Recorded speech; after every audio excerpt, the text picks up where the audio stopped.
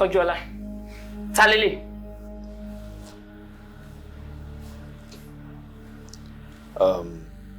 Checking rent. Hey! Nǹkan tí bá bí ẹni kò dá mi lò. Mo ní sábà ọmọbìnrin.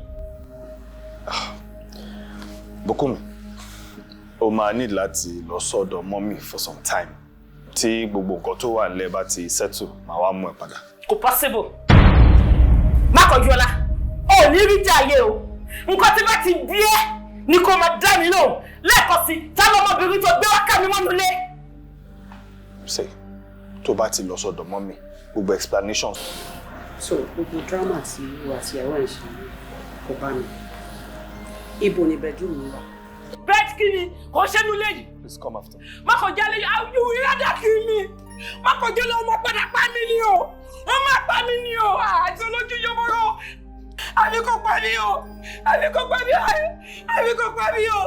Àbí kò pa mí o. Ó dẹ̀ mọ̀ kébí lóye ọpọlọ. Orí mi ló bá fi yà jẹ́. Ẹlẹ́dàá mi ló bá fi yà jẹ́ o. Orí mi ló bá fi yà jẹ́ o.